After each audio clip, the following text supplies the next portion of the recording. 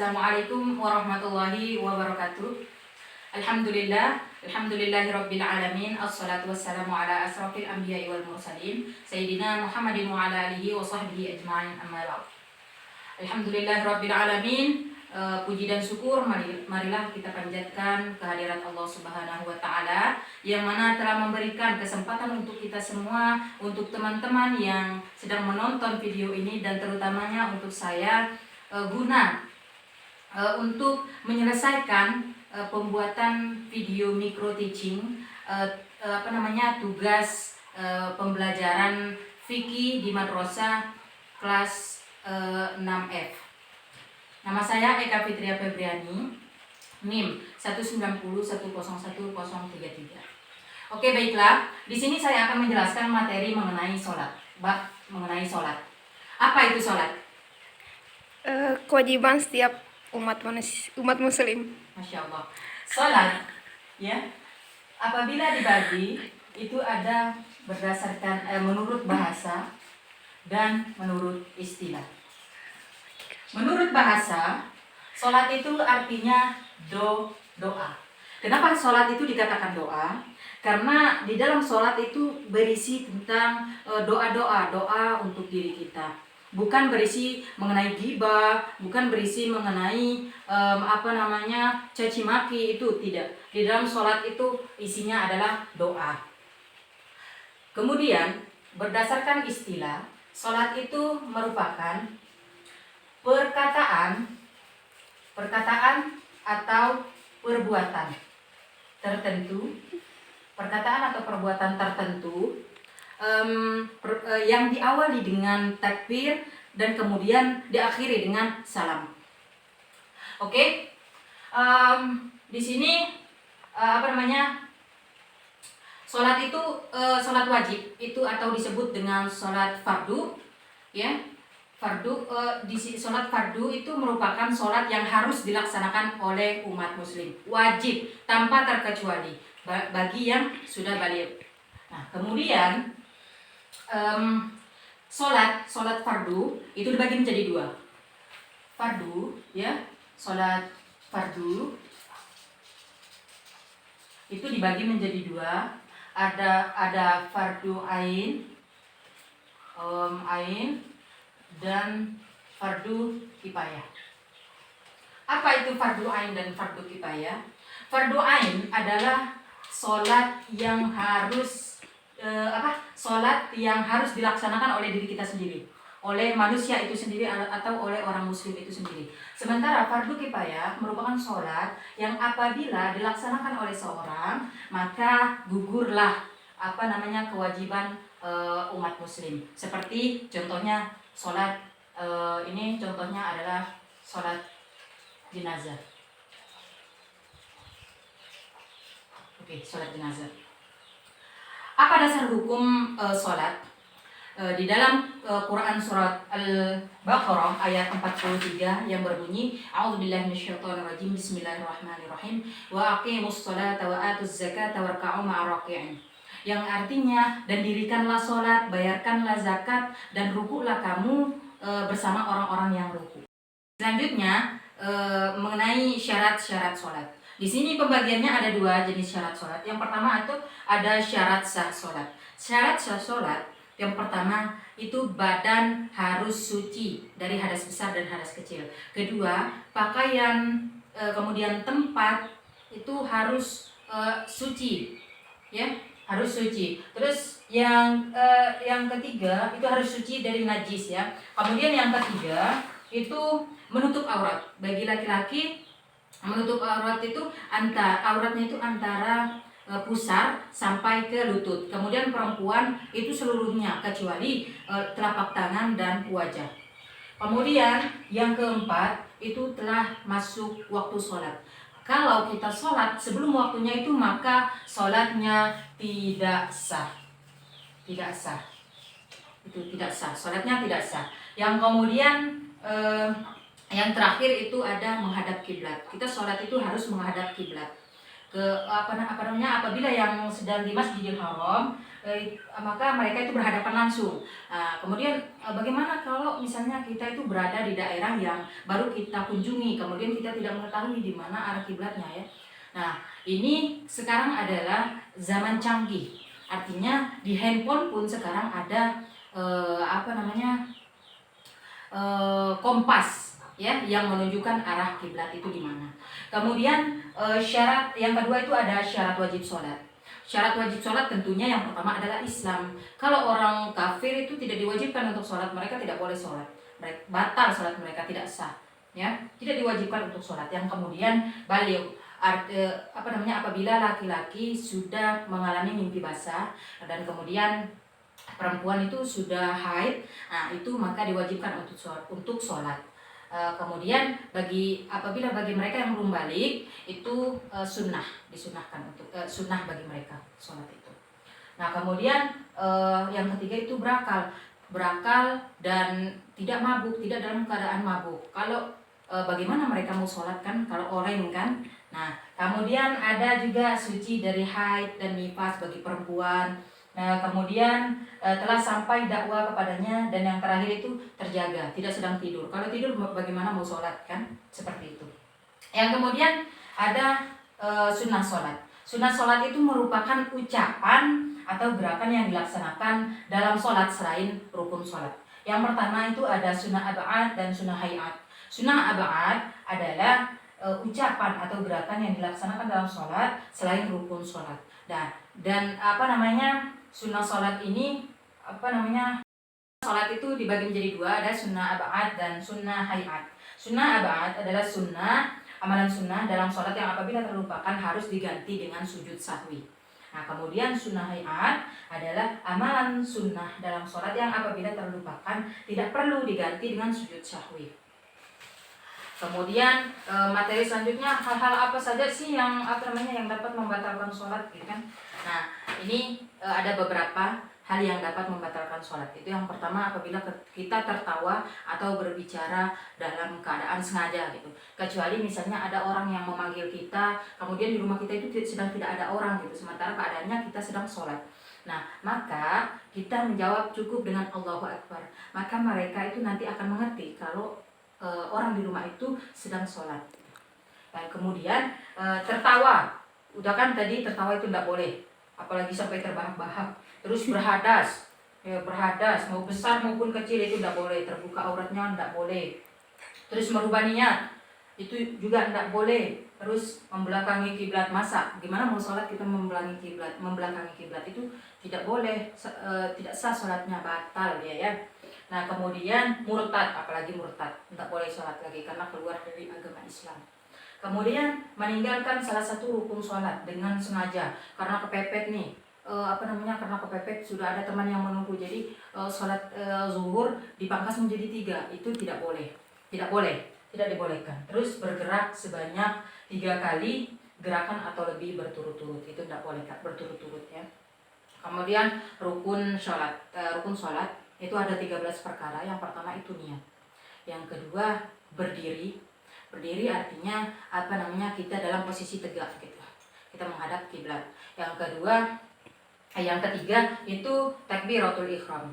Kalau takbiratul ihram berarti kita membaca Allahu Akbar ya, takbiratul ihram. Nah kemudian yang keempat itu membaca surah Al-Fatihah. Itu kita diwajibkan dalam sholat itu membaca surah Al-Fatihah, dan kemudian dilanjutkan dengan surah-surah yang lain selain surah Al-Fatihah. Kemudian ruku dan tumanina. Ruku berarti kita membentuk sudut 90 derajat dengan kaki telapak tangan ini bertumpu kepada dua lutut ini. Jadi begini, itu harus rata ya. Itu kalau ruku. Kemudian sujud artinya kita bersujud seperti mencium lantai gitu kan, atau sejadah. Adapun dalam sujud itu ada beberapa titik yang harus kena dengan sejadah atau lantai. Yang pertama itu dahi, jidat ya, dahi dan hidung itu harus kena. Kemudian kedua telapak tangan itu harus kena. Terus kemudian ini lutut itu juga harus kena. Dan kemudian telapak kaki, artinya telapak kaki itu tidak semua dia kena ya, tetapi sebagian seperempat ininya, di ujung jari itu. Kemudian setelah sujud itu duduk di antara dua sujud. Duduk di antara dua sujud. Artinya bangun kembali setelah sujud. Yang pertama untuk duduk sebentar, sementara nanti sujud yang kedua. Kemudian duduk untuk tasyahud akhir. Yang ke-10 membaca tasyahud akhir di waktu duduk di rakaat yang terakhir. Kemudian 11 membaca sholawat atas Nabi dan keluarga Nabi. Kemudian setelah membaca sholawat itu baru mengucapkan salam, ya, mengucapkan salam ke kiri dan ke kanan. Tetapi dalam salam ini yang diwajibkan adalah salam ke kanan. Itu yang kalau misalnya kita udah sakit perut, kemudian tidak sempat untuk salam ke kiri, maka sholatnya itu tetap sah, tetap diterima. Kemudian yang 13 itu tartib. Tartib artinya rukun-rukun yang dari nomor 1 sampai 13 itu dia teratur tanpa dilewati. Itu berarti tartib. Tidak ada rukun yang tertinggalkan. Itu berarti tartib. Adapun mengenai bacaan sholat, yang pertama itu kan niat. Niat kalau misalnya kita berniat untuk niat itu artinya menyengaja ya, perbuatan menyengaja, artinya sholat itu kita sengaja kita lakukan hanya semata-mata karena Allah kan. Nah, bacaan niat misalnya kita mau sholat zuhur, adapun niatnya adalah Bismillahirrahmanirrahim, usolli fardhu zuhri arba'a raka'atin mustaqbilal qiblati adaan lillahi ta'ala. Kalau itu sendiri, tetapi kalau ada makmuman lillahi ta'ala itu itu kalau kita menjadi makmum. Kemudian ada imaman, berarti itu dalam keadaan kita menjadi imam. Yang kemudian takbir. Nah, takbir, bunyi takbir adalah Allahu Akbar. Nah, setelah membaca niat itu baru kita bertakbir. Kemudian setelah niat dan takbir, kemudian membaca surah doa iftitah yang berbunyi Allahu Akbar kabira walhamdulillahi katsira wa subhanallahi bukratan wa asila. Inni wajjahtu wajhiya lilladzi fataras samawati wal ardh hanifan musliman wa ma ana minal musyrikin. Innas salati wa nusuki wa mahyaya wa mamati lirabbil alamin la syarika lahu wa bidzalika umirtu wa ana minal muslimin.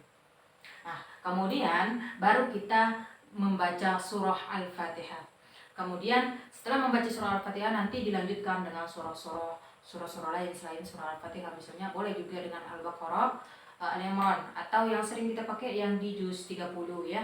Itu boleh. Kemudian setelah selesai membaca ayat pendek ya, kemudian baru Allahu Akbar lagi kita ruku dengan membaca subhana rabbiyal azim, atau boleh juga membaca subhana rabbiyal azim wa bihamdi. Itu sebanyak 3 kali. Kemudian setelah ruku, kemudian doa i'tidal ya, bangkit dari ruku, kemudian kita berdiri lagi. Sami'allahu liman hamidah ya, itu bunyinya sami'allahu liman hamidah, rabbana sami'allahu liman hamidah rabbana lakal hamdu mil'us samawati wa mil'ul ardi wa min ma syi'ta min syai'in ba'du ya.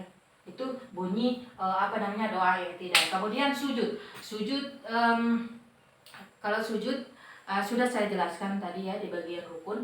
Nah, sujud ini kita baca subhana rabbiyal a'la wa bihamdi, itu sebanyak 3 kali. Setelah sujud kemudian duduk di antara 2 sujud. Nah, duduk di antara 2 sujud, misalnya sujud pertama kemudian kita bangun, kita duduk, itu membaca rabbighfirli warhamni wajburni warfa'ni warzuqni wahdini wa'afini wa'afwanni. Nah, itu doanya. Kemudian baru sujud lagi. Nah, kemudian nanti baru Allahu Akbar lagi.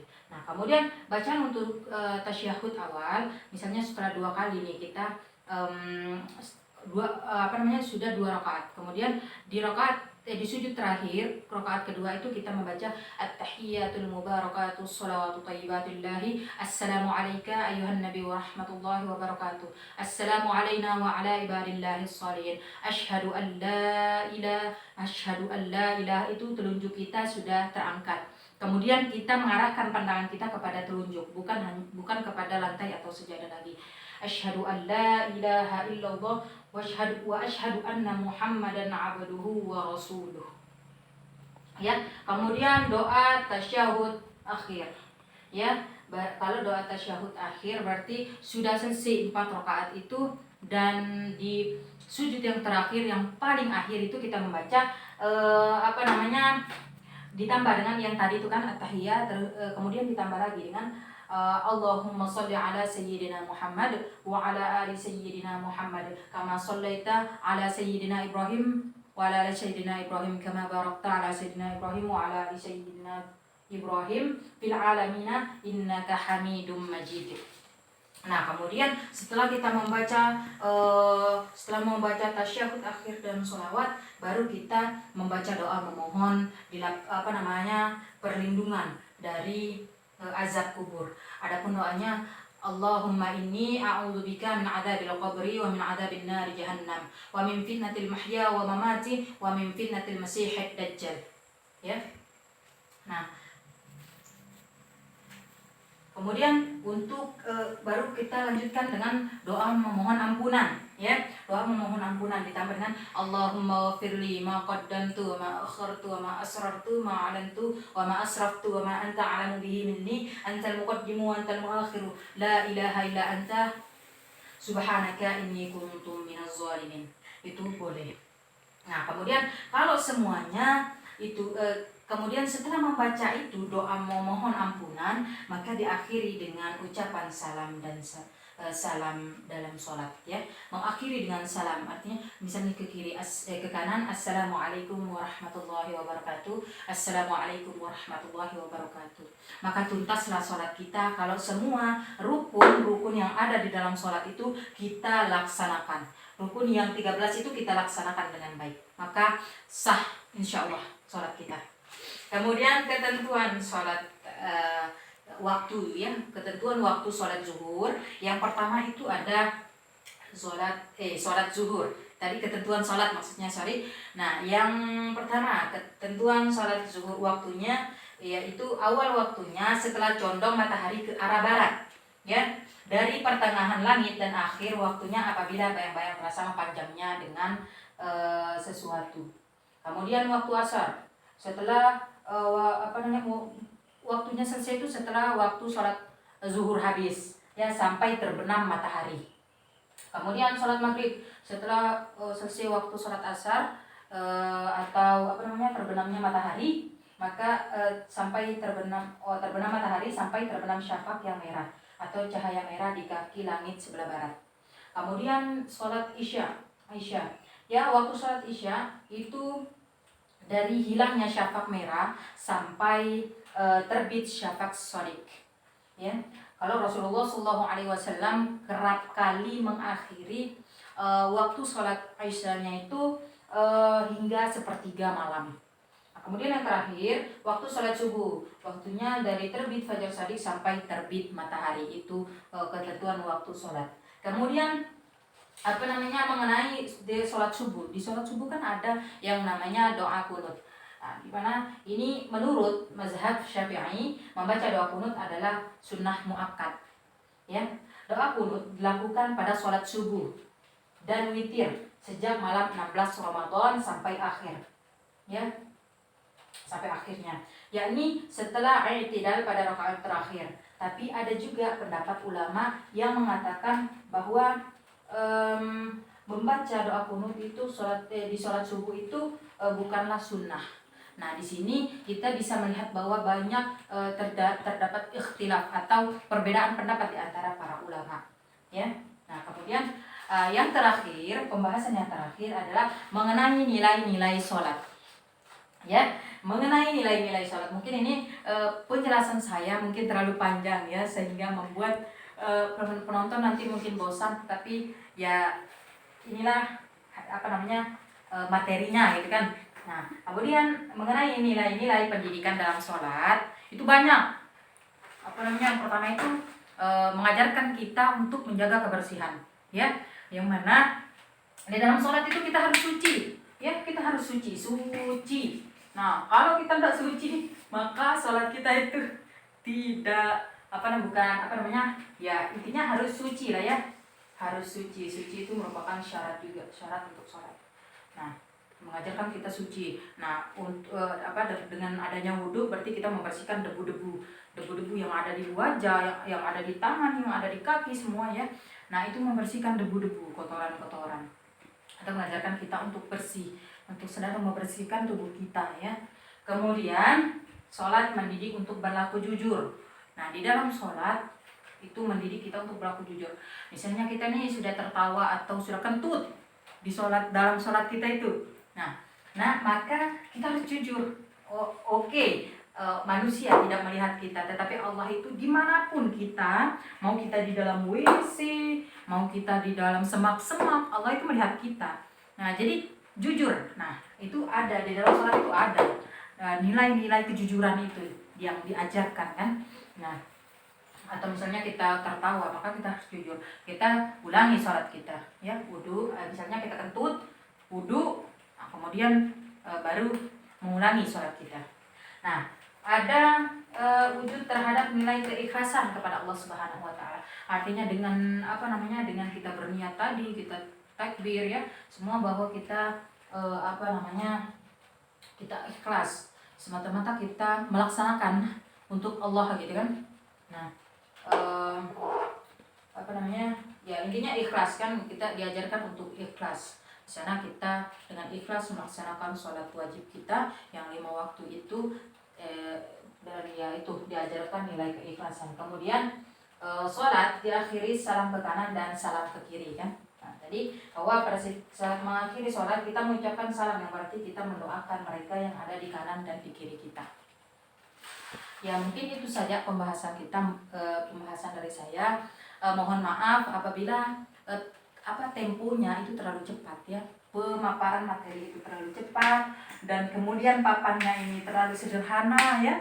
Kemudian saya masih banyak belajar ya. Saya masih banyak belajar, sama mungkin seperti teman-teman yang sedang menonton. Nah, saya masih banyak belajar karena ya itu kita intinya kita sama-sama belajar semua.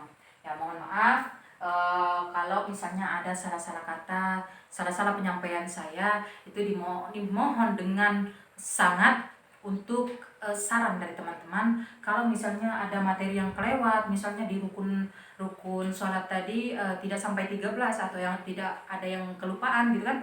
Nah, maka mohon dimaklumi. Mungkin ada salah-salah kata saya, penyampaian saya yang terlalu cepat, kemudian masih belum jelas. Nah, itu saya mohon dengan sangat kepada teman-teman semua, khususnya yang sedang menonton ini, untuk dengan ridho memaafkan segala kesalahan saya di dalam video ini, karena sesungguhnya saya adalah manusia biasa yang tak luput dari salah dan dosa. Dan ya sekian dari saya, akhirul kalam. Wabillahi taufiq wal hidayah. Wassalamualaikum warahmatullahi wabarakatuh. Terima kasih kepada teman-teman yang sudah menonton.